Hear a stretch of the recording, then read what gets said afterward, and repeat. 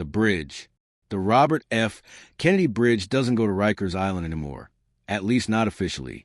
But every morning, before the sun breaks over the East River, a convoy of buses crosses a smaller, unmarked causeway that most New Yorkers will never see. Inside those buses, men sit in silence, shackled at the wrists and ankles, staring through reinforced windows at the water below. Some of them are awaiting trial. Some have been waiting for years. And some will never leave. Rikers Island is not a prison. Technically, it's a jail, a distinction that matters in the legal system but means almost nothing to the 6,000 people locked inside at any given time. It sprawls across 413 acres of landfill in the East River, between Queens and the Bronx, isolated from the city it serves. 10 jails operate on the island, each housing different categories of detainees. Men, women, juveniles, those with mental illness, those in protective custody. But the categories blur. The fences don't really separate anything. The violence crosses every line. From the outside, Rikers looks industrial, low, gray buildings with narrow windows, razor wire glinting in the early light, watchtowers that haven't been staffed in years. There's no grand entrance, no imposing gate, just a checkpoint, a road, and the slow realization that you're on an island with no way off. Inside, the air smells like bleach and sweat and something else, something metallic and stale that clings to your clothes. The floors are polished cement. The walls are painted in colors that were supposed to be calming, but instead just feel institutional. Pale green, faded yellow, that particular shade of beige that exists only in government buildings. Everything echoes. Footsteps, voices, the clang of metal doors locking behind you, one after another, until you've lost count. This is a story about power, not the power that comes from a badge or a law degree, but the kind that grows in the absence of order, the kind that fills the vacuum when the system stops working. And at Rikers Island, the system stopped working a long time ago. Before we go any further, drop your location in the comments. It's how this community stays connected. If this kind of true story resonates with you, like the video, subscribe, turn on notifications, and share it with someone who won't look at prisons the same way again.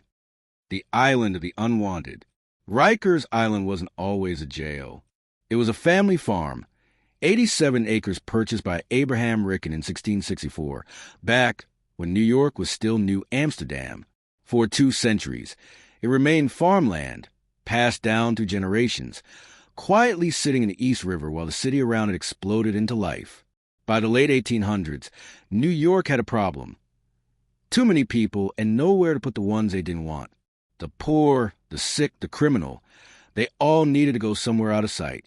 The city began buying up the island, acre by acre, expanding it with landfill, garbage, and ash from the city's incinerators. By the 1930s, Rikers had grown to over 400 acres, most of it literally built on top of the city's refuse. It was a perfect metaphor, a place constructed from what society threw away, designed to hold the people it wanted to forget. The first jail opened in 1932. It was meant to be modern, progressive, even a reformatory that would rehabilitate rather than just punish. That vision lasted about as long as it took for the first overcrowding crisis to hit. By the 1960s, Rikers was already bursting at the seams, and New York's crime rate was climbing. The city responded the way it always did, build more jails. One after another, new facilities rose from the landfill. The Otis Bantam Correctional Center, the Anna M. Cross Center, the George R. Vierno Center, the Robert N. Davern Center, built specifically for adolescents. Kids as young as 16, sometimes younger, locked up with adults in all but name. Each new building was supposed to solve the problem. None of them did. By the time the 1980s arrived, Rikers had become something else entirely. The crack epidemic hit New York like a tidal wave, and the criminal justice system's response was to arrest everyone in sight. Possession, dealing violent crime, it didn't matter. The courts couldn't keep up. Trials were delayed, sometimes for years. And while people waited, they sat at Rikers, technically innocent, locked in a place that didn't distinguish between the accused and convicted. The population exploded. At its peak in the early 1990s, Rikers held over 21,000 people. Cells built for one person held 3. Day rooms became dormitories. Hallways became holding pens. The Department of Correction kept hiring more officers, but they couldn't hire fast enough. The ratio of guards to inmates dropped. Shifts went unstaffed. Entire housing units were left to manage themselves. And in that vacuum, the gangs moved in. It didn't happen all at once. Gangs had always existed at Rikers. Informal groups organized along neighborhood lines, protection pacts between guys from the same block. But as the jail became more chaotic, those loose affiliations hardened into something more structured, more violent, more permanent. The Bloods, the Crips, the Trinitarios, the Latin Kings. They didn't just exist at Rikers. They began to run it. The city pretended not to notice. Or maybe they did notice and just didn't care. Either way, by the time the problem became undeniable, it was too late. The gangs had already built their own system inside the system, a hierarchy of violence and loyalty that operated more efficiently than anything the Department of Correction could manage. Officers stopped walking certain tiers alone. They stopped enforcing certain rules. They learned which inmates not to cross, which cells not to open, which fights to ignore. It wasn't corruption, not exactly. It was survival, because at Rikers, the question was never whether the gangs had power. The question was whether the guards had any power left at all. The architecture of control. Walk into any jail on Rikers Island, and the design tells you exactly what was built for. Surveillance and containment, not rehabilitation, not reform, just keeping people in one place and watching them while you do it. The layout is deceptively simple, a central hub with long corridors radiating out like spokes, each one leading to a different housing unit. From a control room, an officer can see down every hallway, monitor every camera, control every door. In theory. In practice, the cameras are broken. Half of them haven't worked in years. Their lenses covered in dust or pointed at the ceiling after being knocked out of alignment one too many times. The doors malfunction. They stick open when they should be locked, locked shut when someone needs to get through. The intercoms crackle with static. And the officers in the control room, they're outnumbered, undertrained, and running on 4 hours of sleep because the jail is so short-staffed they've been working double shifts for weeks. The housing units themselves are divided into tiers, sections that hold anywhere from 40 to 60 inmates each, depending on the facility. Some tiers are general population, a mix of whoever happens to be there. Others are designated. Protective custody for informants and targets, mental health units for those in crisis, punitive segregation for those who've broken the rules. But the designations are fluid. Someone in protective custody might get moved to general population because there's no space. Someone in mental health might end up in solitary because a facility doesn't have enough staff to monitor them properly. The cells are 8 by 10 feet, give or take. Concrete walls, a metal bunk, a steel toilet and sink combo bolted to the floor. A narrow window. Sometimes, if you're lucky, though the glass is so thick and scratched you can barely see through it. The door is solid metal with a slot for food trays and a small window at eye level. You can see out, and more importantly, everyone can see in. Privacy doesn't exist at Rikers. You shower in an open room with a dozen other men. You use the toilet while your cellmate is 3 feet away. You change clothes, make phone calls, write letters, break down. All of it happens in full view of whoever is watching. And someone is always watching. The day rooms are where most of the time is spent. Large open spaces with bolted down tables, a payphone on the wall, sometimes a television mounted high up in a metal cage. This is where inmates eat, play cards, argue, negotiate, fight. This is where the gangs hold court. The tables aren't randomly chosen.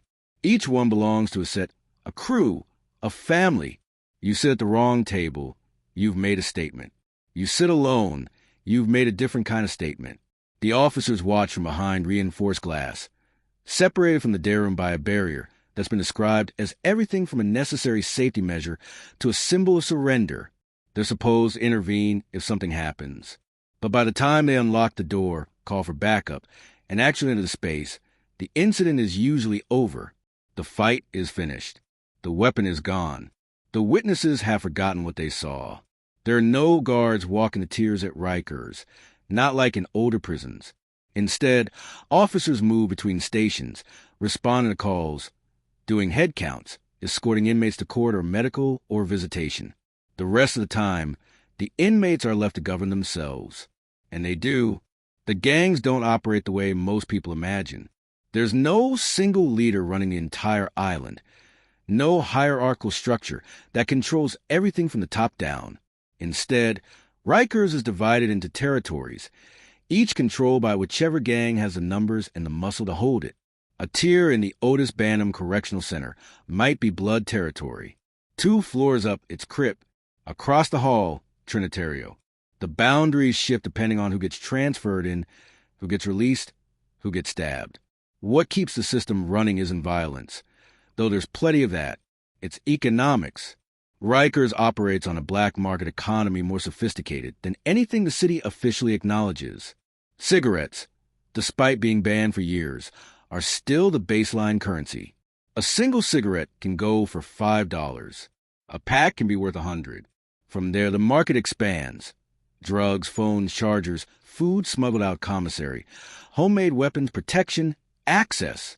The gangs control the supply chains.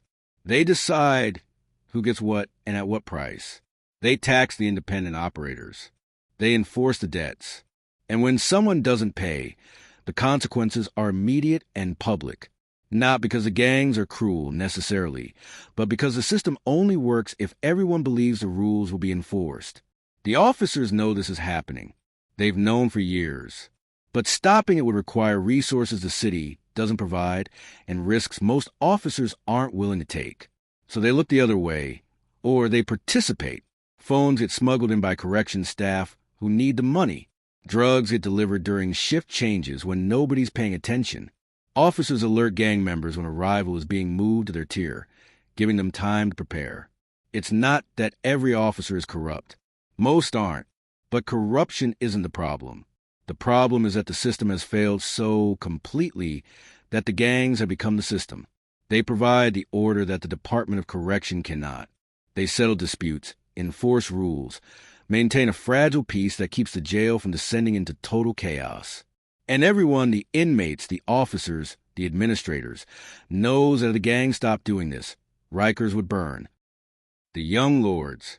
Kalief Browder was 16 years old when the police arrested him on his way home from a party in the Bronx. The charge, stealing a backpack. Kalief said he didn't do it. The alleged victim couldn't identify him with certainty. There was no physical evidence, no surveillance footage, no witnesses beyond a single inconsistent statement. It didn't matter. Kalief couldn't make bail, $3,000 that his family didn't have. So he went to Rikers Island to wait for his trial. He waited for 3 years. During that time, the trial date was postponed over 30 times. The prosecution wasn't ready. The witnesses didn't show up. The paperwork got lost. The system moved at the speed it always moved, which is to say it barely moved at all. And while the court shuffled papers and rescheduled hearings, Kalief sat in a cell at the Robert N. Davern Center, the facility designated for adolescent inmates, learning how to survive in a place that had no interest in protecting him. The Davern Center was supposed to be different. It was built in 1972 specifically to separate young detainees from the adult population, to give them education, structure, rehabilitation. By the time Kalief arrived in 2010, those ideals had long since collapsed. The school programs were understaffed and ignored. The recreation time was often canceled due to security concerns. The violence was constant. Kalief spent nearly 2 of those 3 years in solitary confinement. Sometimes it was for his own protection, after he was jumped by gang members who wanted him to choose a side. Sometimes it was punishment for infractions, talking back to an officer, refusing a direct order, fighting back when he was attacked. The reasons blurred together. The result was always the same. 23 hours a day in a 6x9-foot cell, alone, with nothing but his thoughts and the sound of other inmates screaming through the walls. Solitary confinement at Rikers is called punitive segregation, which sounds clinical and procedural. The reality is a concrete box with a metal bed, a toilet, and a slot in the door. No sunlight, no human contact beyond the officer who slides your meals through the opening. No books, no television, no phone calls. Just you and the walls, day after day, week after week, until time stops meaning anything.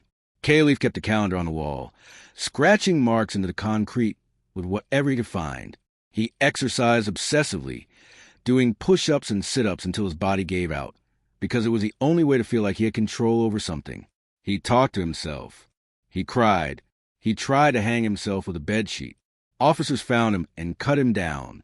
They put him on suicide watch, which meant more isolation, more observation, more time alone. When he was finally released from solitary and returned to general population, he thought it would be better. It wasn't. The general population tiers at Davern were controlled entirely by gangs, and Kalief, who had refused to affiliate, who had kept himself, who had survived 2 years in the box without breaking, was seen as either an easy target or threat. He was beaten by groups of inmates, while officers stood by and watched. He was slashed across the face with a razor blade. He fought back, which earned him more time in solitary, which meant more isolation, more darkness, more unraveling. In 2013, the charges against Kalief were dropped. The case fell apart because the prosecution never had one to begin with. He walked out of Rikers Island having never been convicted of crime, having spent 3 years of his adolescence in a cage for something he didn't do. He tried to rebuild his life. He enrolled in community college. He spoke publicly about his experience, became an advocate for criminal justice reform. But the damage was done. The nightmares didn't stop. The paranoia didn't fade. In 2015, 2 years after his release, Kalief Browder hanged himself at his mother's home. He was 22 years old. His death forced the city to acknowledge what had been ignored for decades, that Rikers Island was destroying the children it was supposed to protect. But Kalief's story, as horrific as it was, wasn't unique. He was one of hundreds of adolescents who cycled to the Davern Center every year, many of them accused of minor offenses, most of them unable to afford bail, all of them trapped in a system that treated them like adults while offering none of the protections children are supposed to receive. The violence inside Davern wasn't just inmate on inmate. It was staff on inmate, systematic and documented. In 2014, a federal investigation revealed a pattern of abuse by corrections officers against adolescent detainees. Officers punched handcuffed teenagers in the face. They slammed kids into walls, broke bones, left them bleeding on the floor. They used physical force not as a last resort, but as a first response, a way to assert dominance in a place where they had lost all other forms of control. The officers justified it as necessary, claiming the inmates were violent and uncontrollable. And some were, but many weren't. Many were just scared kids who made a mistake, who couldn't afford a lawyer, who didn't understand the system they'd been thrown into. The violence they experienced at Rikers didn't rehabilitate them. It radicalized them. Because here's what happens when you lock a 16-year-old in a cage with gang members and abusive officers and no hope of getting out. They adapt. They learn the rules of the system they're in, not the system they came from. They join a gang because it's the only protection available. They learn to fight because fighting is the only language that matters. They internalize the violence, carry it with them, and bring it back to the streets when they're released. Rikers Island was supposed to be a temporary stop, a holding place for people awaiting trial. For the young men at Davern, it became a training ground, not for rehabilitation, but for a life of incarceration. The recidivism rate for adolescents released from Rikers hovered above 80%. Most of them came back within a year. Some never left. The city knew this. Reports were written. Investigations were conducted. Reformers demanded change. And slowly, painfully, the city responded. In 2017, New York announced it would stop sending 16 and 17-year-olds to Rikers, raising the age of criminal responsibility and diverting young offenders to separate facilities. The Davern Center was closed. The era of housing children at Rikers Island was officially over, but the damage had already been done. A generation of young men had passed through those walls, and the lessons they learned there didn't disappear when facilities shut down. The gangs they joined on the inside followed them to the outside. The trauma they carried shaped the people they became. And Rikers Island, the place that was supposed to hold them temporarily, left permanent scars that no policy change could erase. Kalief Browder's mother, Vanita, spent the rest of her life fighting for justice. She testified before city councils, gave interviews, kept her son's story alive. She died of a heart attack in 2016, less than a year after Kalief's suicide. Those who knew her said she died of a broken heart. The city settled a lawsuit with the Browder family for $3.3 million. It was an acknowledgement of wrongdoing, but it wasn't accountability. No officer was prosecuted. No administrator was fired. The system that killed Kalief Browder kept running. The economy of violence. Money doesn't work the same way at Rikers Island. You can't use cash. The city banned it decades ago, afraid of what inmates might buy with it. Instead, everything runs through commissary accounts, digital balances that families deposit from the outside, which inmates can use to purchase approved items from a catalog. Soap, snacks, writing supplies, thermal underwear, small comforts in a place designed to strip comfort away. But the commissary system creates its own problems. Not everyone has money on their books. Not everyone has family who can afford to send it. So a second economy emerges, one that operates entirely outside official channels, built on debt and leverage and the threat of violence. It starts with something simple. An inmate needs soap. He doesn't have money. Another inmate offers to sell him a bar for $5, to be paid when his account is funded. The first inmate agrees. A debt is created. If the debt is paid, the transaction ends. If it isn't, interest accrues. $5 becomes 10. 10 becomes 20. And if the debt still isn't paid, it becomes something else, a problem that needs to be solved. This is how the gangs make their money, not through massive criminal enterprises or dramatic heists, but through small, relentless accumulation. They control the commissary black market, the flow of goods from the outside, the networks that connect inmates across different tiers and facilities. They're not just gangs. They're banks, creditors, enforcers. The goods themselves are mundane.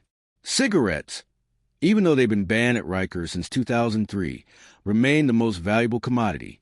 A single cigarette, hand-rolled from smuggled tobacco, can sell for $5. A pouch of tobacco, small enough to hide in a body cavity, can be worth hundreds. The demand never drops because the stress never stops, and cigarettes are one of the few things that offer a moment of relief. Then there are the phones. Cell phones are everywhere at Rikers, despite being contraband. They're smuggled in by visitors, by corrupt officers, by drones that drop packages in the rec yards. Once inside, a phone becomes a lifeline. Inmates use them to stay in touch with family, to coordinate legal strategy with lawyers, to continue running operations on the outside. A phone can rent for $50 a week. If you want to buy one outright, it'll cost you $1,000, maybe more, depending on the model and how many people have already used it. The chargers are almost as valuable as the phones themselves. They're harder to hide, easy to break, and in constant demand. Gangs stockpile them, renting them out by the hour, charging premiums for fast chargers. Lose a charger, and you owe the cost of replacement plus interest. Break one, and the debt doubles. Food is another currency.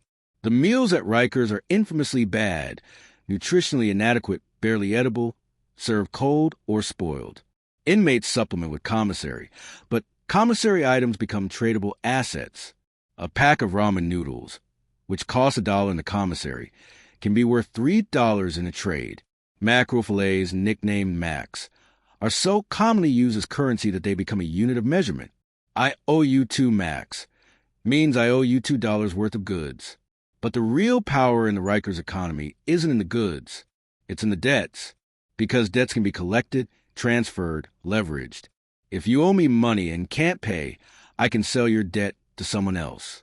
Now you owe them, and they have the right to collect however they see fit. Your debt becomes someone else's asset. Your inability to pay becomes their justification for violence. And the violence, when it comes, is never random. It's calculated. A beating sends a message to everyone who's watching. Debts get paid or consequences follow.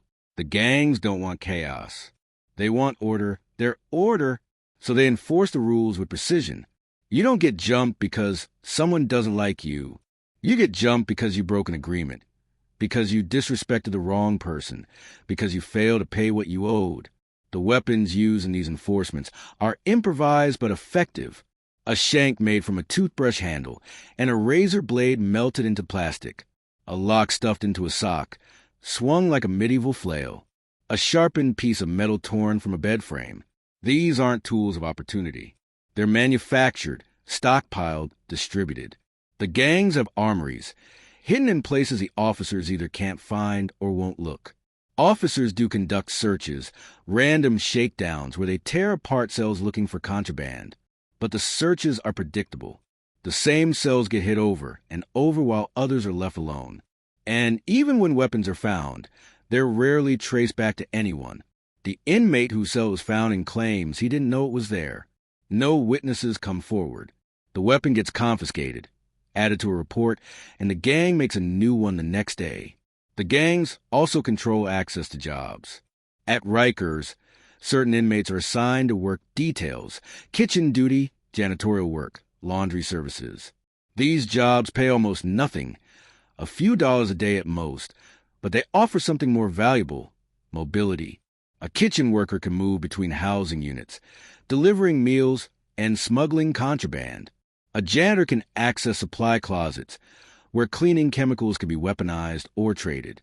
The gangs make sure their members get these positions. They pressure other inmates to quit or sabotage their work, so they get fired. And if an officer tries to assign the job to someone outside the gang's control, that officer faces a different kind of pressure. Because the gangs don't just control the inmates.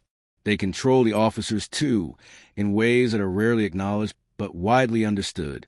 An officer who cooperates, who looks the other way during a transaction, who delays responding to a fight, who accidentally leaves a door unlocked, gets paid. Cash, usually slipped to them during a family visit or left in a predetermined location. It's not a fortune, a few $100s here and there. But for an officer making $45,000 a year, living in one of the most expensive cities in the country, working 70-hour weeks because the jail is perpetually understaffed, that money matters. Not every officer takes it. Many don't. But the ones who refuse face consequences too. They get ostracized by their colleagues, accused of making everyone else's job harder by enforcing rules that everyone knows are unenforceable. They get targeted by inmates who spread rumors, file false complaints, make their shifts hell. And eventually, most of them either quit or learn to compromise. The officers who survive at Rikers are the ones who understand the unspoken agreement. The gangs run the jail, and your job is not to stop them but to manage them. Keep the violence below a certain threshold. Prevent escapes. Make sure nobody dies on your watch, or at least make sure it doesn't look like you could have prevented it. Beyond that, you let the system run itself. This creates a strange dynamic, almost collaborative. Officers and gang leaders develop relationships, informal negotiations where both sides know their roles. A gang leader will tell an officer when a fight is about to happen, giving them time to clear the area or call backup. In exchange, the officer allows certain activities to continue. It's not friendship, it's détente, a mutual recognition that neither side can win, so the best option is a controlled stalemate. The breaking point. Bradley Ballard died alone in his cell, in a pool of his own waste, after 7 days without medical attention. He was 39 years old and had been diagnosed with schizophrenia and diabetes. He had been arrested for trespassing, a misdemeanor that should have resulted in a desk appearance ticket, a piece of paper telling him when to show up to court. Instead, because he missed a previous court date, a warrant was issued. When he was picked up, he was sent to Rikers Island to wait for a hearing. He never made it to that hearing. Bradley was placed in the mental health unit of the Anna M. Cross Center, a facility that houses inmates with psychiatric conditions. His medication wasn't adjusted properly. His blood sugar wasn't monitored. Within days, he began to deteriorate. He stopped eating. He stopped responding to officers when they called through the door. He lay on the floor of his cell, unable to move, calling for help that never came. The officers checked on him. They filed reports saying he was okay, that he was resting. They didn't open the door. They didn't call medical. For 7 days, Bradley Ballard lay dying while officers walked past the cell, looked through the window, and did nothing. When they finally opened the door, he had been dead for hours. His body was covered in feces and urine. Maggots had begun to appear. The smell was overwhelming. An investigation later revealed that multiple officers had falsified reports, claiming they conducted wellness checks when they hadn't. Surveillance footage showed them walking past the cell without stopping, without looking, without caring. Bradley Ballard's death was ruled a homicide, not because someone killed him directly, but because the systematic neglect he experienced met the legal definition of causing death through deliberate indifference. Several officers were fired. None were criminally charged. The city settled a lawsuit with his family, and at Rikers Island, the mental health crisis continued. Because Bradley Ballard was not an outlier. He was one of thousands of inmates at Rikers with severe mental illness, held in a system that has no capacity to treat them and no interest in trying. Estimates vary, but somewhere between 40 and 50% of the population at Rikers has a diagnosed mental health condition. Depression, anxiety, PTSD, bipolar disorder, schizophrenia, all of it funneled into a jail designed for punishment, not care. The mental health units are supposed to provide treatment. In reality, they provide containment. Inmates are given medication. Sometimes, if the doses are available and the staff remembers to distribute them. They're offered therapy, occasionally, if there's a counselor on duty and space in the schedule. But mostly, they're just locked up, often in conditions worse than general population because they're considered higher risk. Solitary confinement is used extensively on inmates with mental illness, despite decades of research showing that isolation exacerbates psychiatric conditions. An inmate experiencing a psychotic episode might be placed in solitary for their own safety, which means 23 hours a day alone, with nothing to distract from the voices in their head. An inmate who self-harms might be put on suicide watch, stripped naked and placed in an empty cell under constant observation, which sound protective until you realize that being watched while you're at your most vulnerable is its own form of torture. The suicide rate at Rikers is staggering. Between 2014 and 2017, at least 15 people killed themselves while in custody. Some hanged themselves with bed sheets. Some overdosed on hoarded medication. One man threw himself headfirst off a tier, landing on the concrete floor below. The city launched investigations after each death, issued reports, promised reforms. The deaths kept happening. Self-harm is even more common. Inmates cut themselves with razors, broken glass, sharpened plastic. They swallow objects, batteries, screws, pieces of metal, forcing medical interventions that get them out of their cells, even if just for a few hours. Some do it for attention, for a brief moment of human contact. Some do it because the physical pain is easier to manage than the mental anguish. And some do it because they've given up, and this is the only form of control they have left. The officers aren't equipped to handle this. They receive minimal training in mental health crisis intervention. Most don't know how to de-escalate someone in the middle of a breakdown. They default to force because it's the only tool they have, restraining inmates, sometimes violently, and then placing them in solitary where the cycle repeats. The medical staff is overwhelmed. There aren't enough psychiatrists, psychologists, or counselors to meet the demand. Appointments are scheduled weeks in advance. Medication runs out. Inmates who need intensive care are stuck in general population, self-medicating with whatever they can get their hands on. K2, a synthetic cannabis that causes seizures and psychotic episodes. Street drugs smuggled in by visitors. Even cleaning chemicals mixed with other substances to create makeshift highs. K2, in particular, became an epidemic at Rikers in the mid-2010s. It was cheap, easy to smuggle, and devastatingly effective. Inmates would spray it on paper, mail it in, and smoke the paper. The effects were immediate and unpredictable. Some users became catatonic, others violent. Officers found inmates seizing on the floor unresponsive, foaming at the mouth. The jail's medical unit wasn't equipped to treat synthetic drug overdoses. Inmates were rushed outside hospitals, sometimes too late. The city tried to crack down, increasing security screenings, banning certain types of mail. But the demand didn't disappear. It just shifted. Inmates found new ways to smuggle K2 in. The crisis continued. And through all of this, the gangs watched and adapted. They saw the chaos, the neglect, the institutional failure, and they filled the gap. They provided structure for inmates who had none. They protected those who couldn't protect themselves. They offered belonging to people who felt invisible, for inmates with mental illness. The gangs were sometimes the only support system available.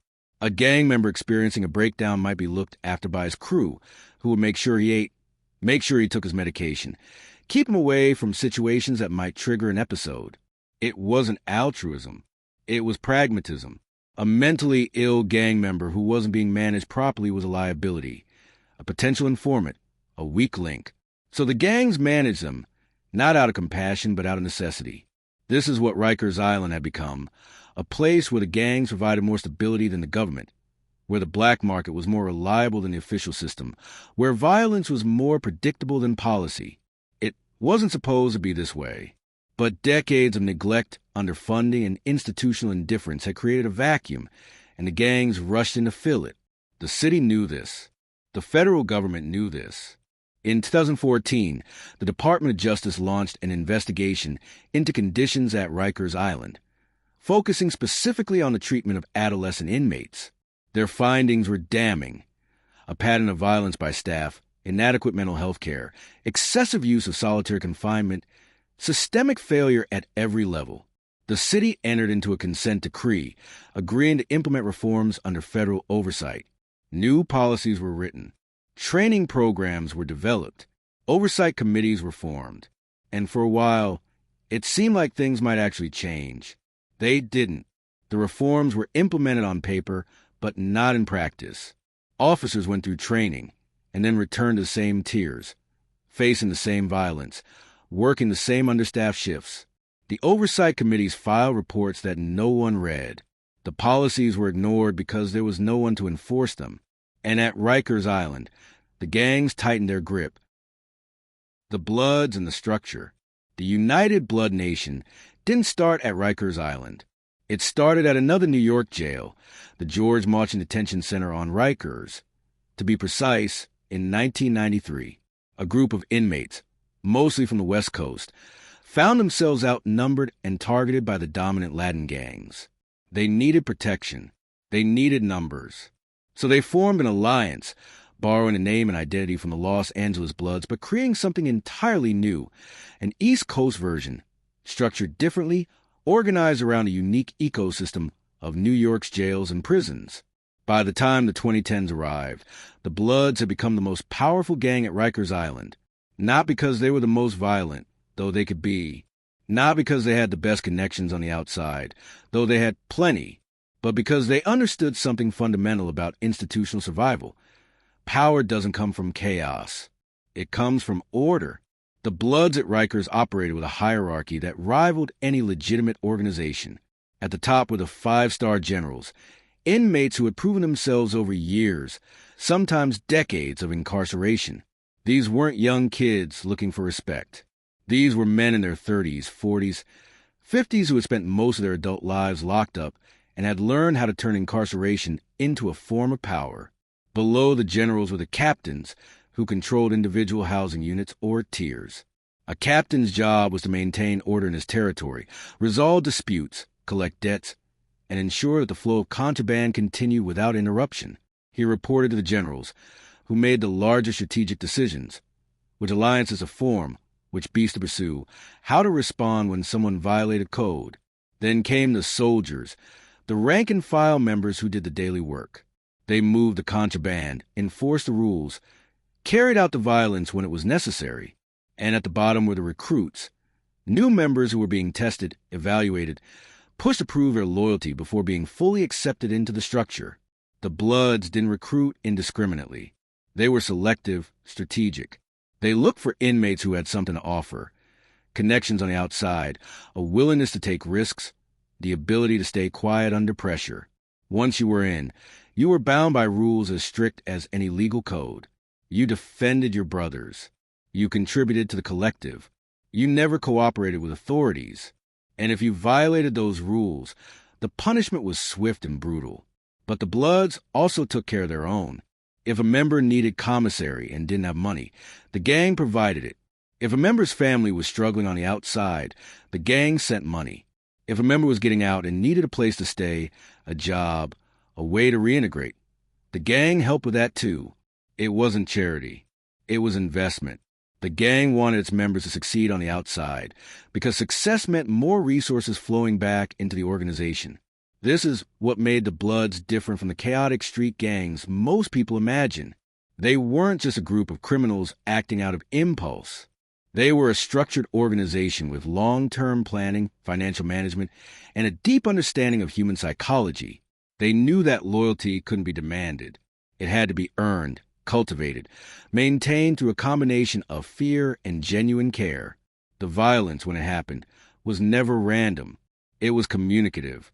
A fight in the day room wasn't just about the fight. It was a message to everyone watching. This is what happens when you disrespect us, when you don't pay your debts, when you break the rules. The audience was as important as the victim. The Bloods understood that reputation was everything, and reputation had to be constantly reinforced. One of the most effective tools the Bloods used was the universal, a set of written rules and teachings that every member was expected to memorize and follow. The universal covered everything from how to greet fellow Bloods to how to conduct yourself during a search to what to do if questioned by authorities. It was passed down orally, written in coded language, and constantly updated based on changing circumstances. New recruits spent weeks, sometimes months, learning the universal before they were fully initiated. They were tested repeatedly, quizzed by higher-ranking members to make sure they understood not just the words but the principles behind them. This wasn't gang membership, as most people understood it. This was indoctrination, education, the transmission of a culture that had been refined over decades. The Bloods also maintained connections across the entire New York State prison system. A member released from Rikers might end up in Sing Sing or Attica or any of the dozens of other state facilities. When he arrived, he would immediately seek out the local Blood leadership, identify himself, and integrate into that structure. The organization didn't end at the jail walls. It extended throughout the entire carceral system, creating a network that spanned the state. This network allowed the Bloods to coordinate activities across facilities, move contraband to the transfer system, and maintain continuity of leadership even when individuals were moved. If a captain at Rikers got shipped upstate, he didn't lose his rank. He carried it with him, and the organization adjusted accordingly. The corrections officers knew about this structure. They watched it operate in real time, but dismantling it would have required a level of coordination and resources that didn't exist. You couldn't just lock up the leaders. When one captain was moved to solitary, another stepped up. When a general was transferred, someone else took his place. The structure was resilient, adaptive, designed to survive exactly the kind of disruptions the system threw at it. There were attempts to break the gang's power. In 2016, the city launched a coordinated effort to separate Blood members, scattering them across different facilities, different housing units, hoping that physical separation would weaken the organization. It didn't work. The Bloods adapted, using smuggle phones to maintain communication, passing messages through new recruits who were transferred between facilities, finding ways to coordinate despite the barriers. The officers who tried to enforce the separation faced retaliation. Not physical violence, usually, but something more insidious.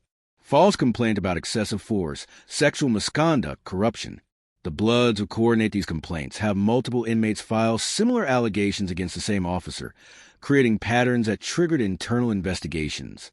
Even when the complaints were found to be baseless, the investigations took months, during which the officer was under scrutiny, stressed, sometimes suspended without pay. It was psychological warfare, and it was effective. Officers learned not to push too hard, not to single out gang members, not to disrupt the system more than absolutely necessary. The Bloods didn't need to control the officers through violence. They controlled them through fear of the bureaucracy, through the knowledge that going after the gang meant putting your career at risk. But the Bloods' power came with costs.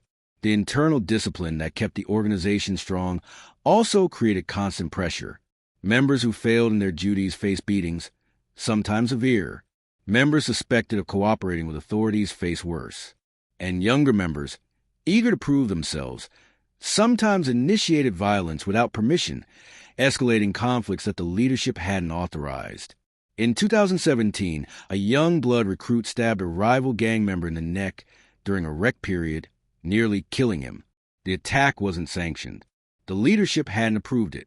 But it happened anyway, and the entire housing unit went into lockdown for weeks while investigators tried to piece together what happened. No one talked.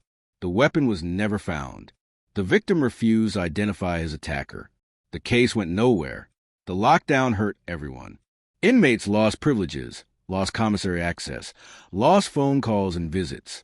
The officers worked longer hours under more stressful conditions. And the Bloods lost revenue because the contraband flow was disrupted. But the organization survived because it always survived. The recruit who initiated the attack was punished internally, beaten by his own members for acting without permission. The message was clear. We control the violence, not you. This was the balance the Bloods maintained. Enough violence to maintain fear, but not so much that it brought down overwhelming force from the authorities. Enough structure to provide stability, but not so rigid that it couldn't adapt to changing circumstances. They operated in the space between total chaos and total control, and they understood that space better than anyone else in the jail. By 2018, the Bloods effectively controlled more than half of the housing units at Rikers Island. The officers knew it. The administrators knew it. The city knew it. But acknowledging it publicly would mean admitting that the government had lost control of its own facilities. So instead, everyone pretended the situation was manageable, that reforms were working, that progress was being made. And inside the walls, the Bloods kept running the jail. The last resort. In August 2019, Layleen Polanco was found unconscious in her cell at the Rose M. Singer Center, the women's facility at Rikers Island. She had been placed in restrictive housing, a form of solitary confinement, after getting into a fight with another inmate. Layleen had epilepsy. She had a documented history of seizures. The jail's medical staff knew this. The officers knew this. She was supposed to be checked on every 15 minutes. She wasn't. Surveillance footage later showed that officers waited nearly 50 minutes before opening her cell door after she stopped responding. By the time they reached her, she had been lying on the floor, seizing, for close to an hour.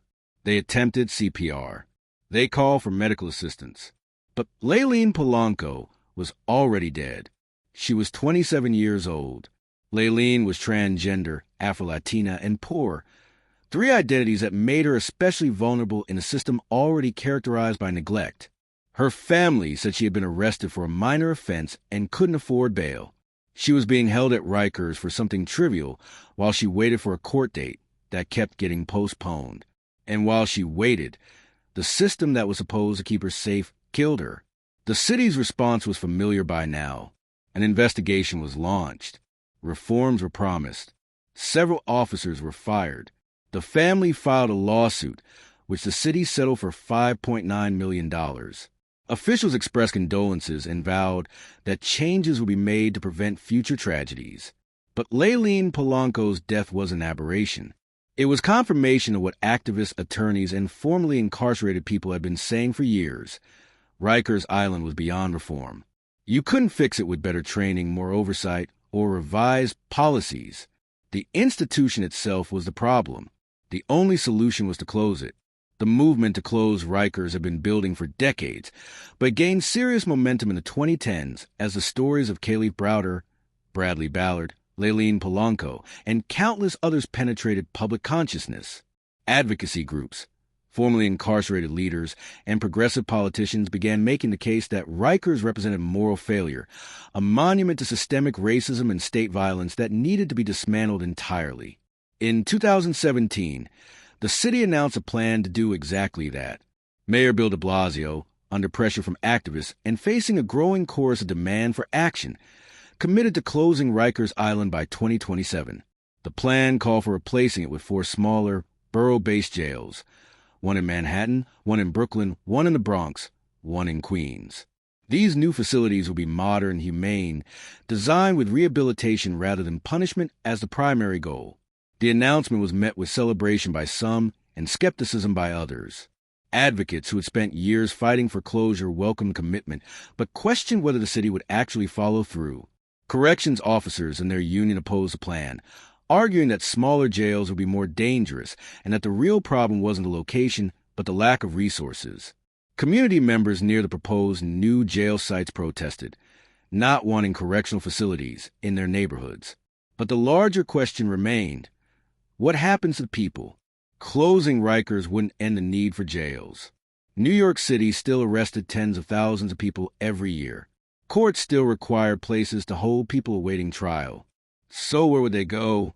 The city's plan relied on reducing the jail population through a combination of bail reform, diversion programs, and alternatives to incarceration. In 2019, New York State passed sweeping bail reform legislation that eliminated cash bail for most misdemeanors and nonviolent felonies.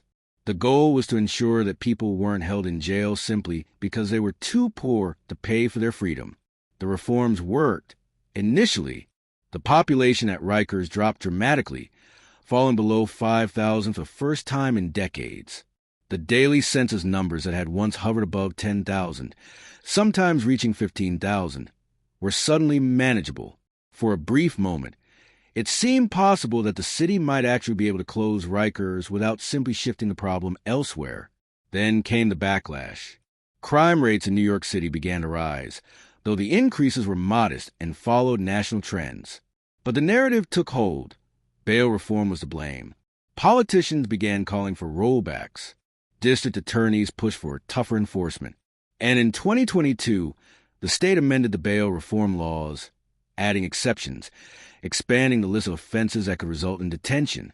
The jail population started climbing again, not to the levels of the 1990s, but enough to complicate the closure plan. The city pushed back the timeline, first to 2027, then suggesting it might take longer. The borough-based jails faced construction delays, budget overruns, and continued community opposition. And at Rikers Island, conditions continued to deteriorate. By 2021, the jail was in crisis. The COVID-19 pandemic had swept through facilities, infecting hundreds of inmates and staff. Entire housing units were quarantined. Medical care, already inadequate, became almost non-existent. Officers called out sick in record numbers, sometimes because they were actually ill, sometimes because they refused to work in conditions they considered unsafe. The staffing shortage reached catastrophic levels. Housing units designed to be supervised by multiple officers were being run by one, sometimes none. Inmates were locked in their cells for 23 hours a day, not as punishment, but because there weren't enough officers to let them out safely. Court appearances were missed because there was no one available to transport inmates. Medical appointments were canceled. Visits were suspended. The gangs adapted to the chaos. With officers absent and movement restricted, they found new ways to maintain control. Phones became even more critical as in-person communication became difficult. The contraband economy shifted toward items that could be stockpiled during lockdowns: food, medication, tobacco, and violence, when it erupted, was harder to stop because there was no one there to intervene. In September 2021, the city's Department of Investigation released a report documenting the crisis. Officers were abandoning their posts. Inmates were being assaulted without intervention. Basic services were failing. The report described a facility in free fall, a system on the verge of complete collapse. Federal monitors, who had been overseeing Rikers since the 2015 consent decree, began making emergency recommendations. They called for the city to declare a state of emergency, to bring in outside help, to consider placing the entire jail system into receivership, essentially taking control away from the city and handing it to a federal authority. The city resisted. Officials argued that they were making progress, that conditions were improving, that the problems were being addressed. They pointed to new hires, new training programs, new initiatives. But the data told a different story. Use of force incidents were increasing. Injuries to staff and inmates were rising. Deaths in custody continued. In 2022, 16 people died while in custody at Rikers Island. 16. Some from suicide. Some from drug overdoses. Some from medical neglect. Some from violence. Each death triggered an investigation, a report, a promise of reform. And each time, nothing fundamentally changed. The families of those who died began organizing, forming coalitions, demanding accountability.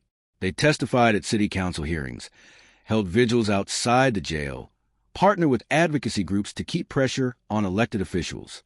They shared stories of their loved ones, people who had been arrested for minor offenses, who had mental health conditions that went untreated, who had asked for help and been ignored.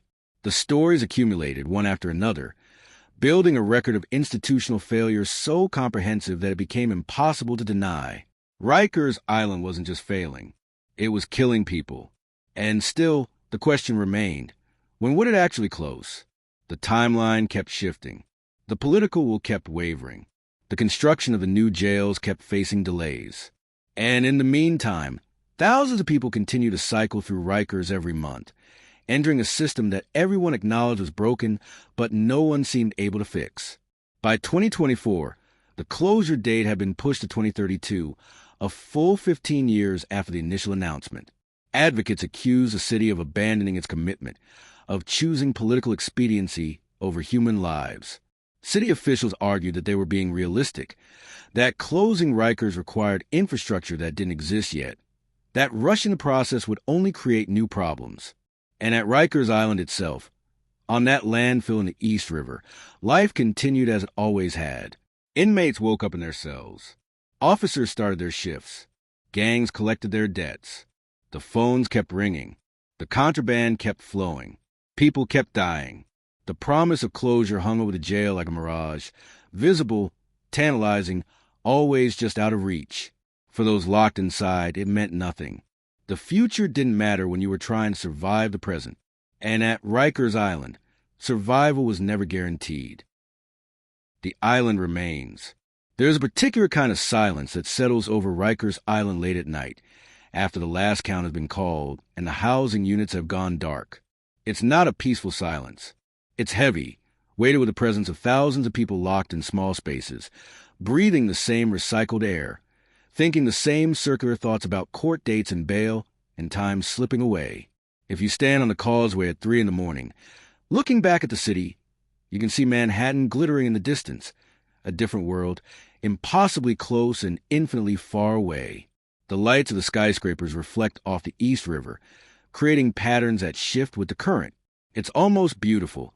If you forget what you're standing on, if you forget that beneath your feet is layers of garbage and ash, compressed over decades into something solid enough to build on, but never solid enough to last.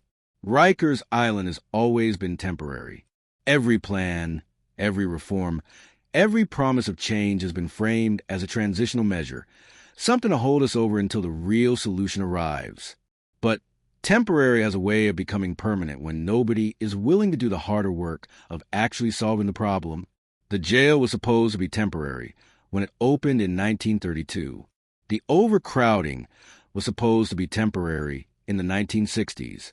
The gang control was supposed to be temporary in the 1990s. The violence, the neglect, the deaths, all temporary problems with temporary solutions that never quite materialized. And now, in 2026, Rikers Island is still open, still operating, still holding thousands of people who are legally innocent, who haven't been convicted of anything, who are waiting for a court system that moves slower than time itself. The closure date has been pushed back again to 2032, maybe later. The borough-based jails are under construction, behind schedule and over budget. The political will has softened. The urgency has faded. Because that's what happens when the crisis becomes normalized, when the horror stories pile up so high that each new one barely registers, when the system breaks so completely that brokenness becomes a baseline. People stop seeing it as a crisis and start seeing it as just the way things are. But for the people inside, it's never normal. Every day at Rikers Island is a negotiation with violence, with boredom, with a system that treats human beings as problems to be managed rather than people with rights and dignity. Every day is a calculation about which rules to follow, which debts to pay, which fights to avoid, which gangs to align with or stay away from.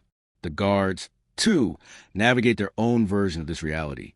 They come to work knowing they're understaffed, undersupported, and operating in a facility that's been described by their own union as a powder keg. They make compromises. They look away. They do what they have to do to get through the shift and go home. Nobody wins at Rikers Island. Not the inmates, who leave more traumatized than when they arrived. Not the officers, who burn out or become complicit, or both. Not the families, who drain their savings on phone calls and commissary deposits, and lawyers who can't fix a fundamentally broken system. Not the city, which spends over $1 billion a year operating a jail that makes everything worse. The gangs maintain their structure. The violence continues. The contraband flows. The deaths accumulate. And every year, another round of reports is issued. Another set of reforms is announced. Another promise is made that this time, things will be different. They never are, because Rikers Island isn't just a jail. It's a symptom, a manifestation of every failure in the criminal justice system. The racial disparities, the wealth inequality, the criminalization of poverty and mental illness, the political unwillingness to invest in alternatives to incarceration. You can't fix Rikers without fixing everything that feeds into it. And nobody has the political courage to do that. So the island remains, a monument to society's decision that some people are disposable, that some lives don't matter enough to merit real investment, real care, real change, that we would rather build cages on a landfill than address the conditions that make us think cages are necessary in the first place. The people who pass through Rikers carry it with them. The trauma doesn't end at the gate. It follows them back to their neighborhoods, their families, their futures. It shapes how they see the world, how they trust institutions, how they survive. Some of them make it, some of them don't. Some of them come back, cycling through the system again and again until the system finally breaks them completely. And every time someone dies at Rikers Island, from suicide, from neglect, from violence, from the slow, grinding weight of institutional indifference, the city expresses regret. Officials promise accountability.